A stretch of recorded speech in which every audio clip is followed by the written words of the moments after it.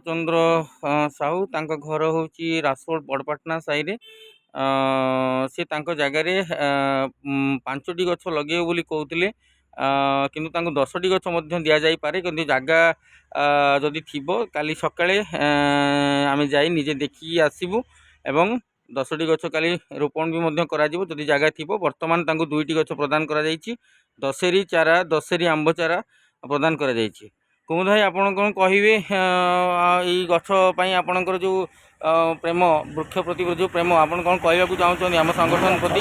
ବହୁତ ଆଗ୍ରହ, ବହୁତ ଖୁସି। ଗଛ ବି ବହୁତ ଗଛ ମୁଁ ଲଗେଇଛି। ହଁ, ବିଭିନ୍ନ ପ୍ରକାର ଫୁଲ ଗଛ ଲଗେଇଛି।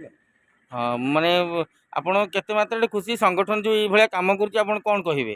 ମୁଁ ବହୁତ ଖୁସି। ସଂଗଠନ ଏମିତି ମାଗଣାରେ ଆମେ 30-40 ଟଙ୍କାରେ ଗଛ କିଣୁଛୁ। ହଁ, ନର୍ସରୀ ହେଲେ 150 ଟଙ୍କା। ଆମେ ଯଦି ସରକାରଙ୍କୁ ମାଗଣା ପାଇଲୁ ଇଏରୁ, ସରକାରଙ୍କଠୁ ମାଗଣା ପାଉଛନ୍ତି ନା ଆମ ସଂଗଠନଠୁ, ଜନମଙ୍ଗଳ ରାସୋଳରୁ? ଜନମଙ୍ଗଳ ରାସୋଳରୁ ଯଦି ପାଇଲୁ ଆମେ ଖୁସି ହେଲୁ। ଠିକ୍ ଅଛି। ଆପଣଙ୍କର ଯଦି ଜାଗା ଥିବ ନିହାତି କାଲି ସକାଳେ ଆମେ ଗଲେ ହେଉଛି ଆପଣଙ୍କୁ ଗଛ ଲଗେଇବାର ବ୍ୟବସ୍ଥା କରିବୁ, ହେଲା? ଜାଗା ଅଛି, 5 ଗୁଣ୍ଠ ଖଣ୍ଡେ ଜାଗା। 5 ଗୁଣ୍ଠୁ? କେତେ ଗଛ ଲଗେଇବେ କାଲି ଦେଇଦେବା, ହେଲା?